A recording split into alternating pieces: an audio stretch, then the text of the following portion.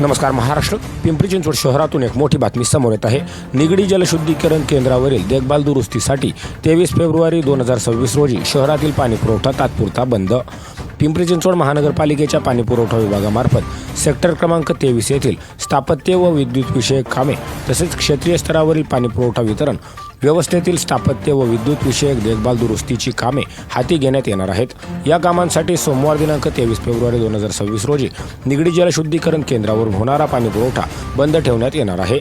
पिंपरी चिंचवड शहरातील पाणीपुरवठा व्यवस्थेत कोणताही खंड पडू नये यासाठी वेळोवेळी पाणीपुरवठा यंत्रणेची देखभाल व दुरुस्ती करणे आवश्यक असते.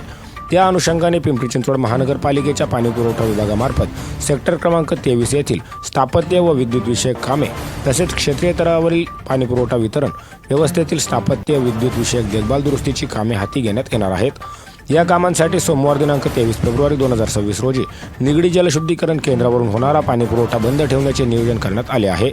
त्यामुळे सोमवार दिनांक 23/2/2026 रोजी पिंपरी चिंचवड शहरातील सर्व भागांचा संध्याकाळचा पाणीपुरवठा पूर्णतः बंद राहणार आहे.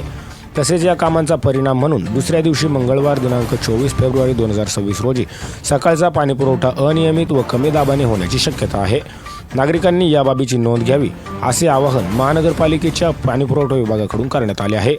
पाणीपुरवठा बंद कालावधीत नागरिकांनी मनपाकडील उपलब्ध पाण्याचा पुरेसा साठा करून पाण्याचा काटकसरीने वापर करावा असे आवाहन करण्यात आले आहे. देखभाल दुरुस्तीची कामे वेळेत पूर्ण करून पाणीपुरवठा सुरळीत करण्यासाठी महापालिका प्रशासन प्रयत्नशील असल्याचेही स्पष्ट करण्यात आले आहे. पाणीपुरवठ्यातील या तात्पुरत्या अडचणीसाठी नागरिकांनी समजून घेऊन मनपास सहकार्य करावे असे आवाहन विक्रांत बगाडे, अतिरिक्त आयुक्त पिंपरी चिंचवड महानगरपालिका यांनी केले आहे. Bureau report, N Marathi news.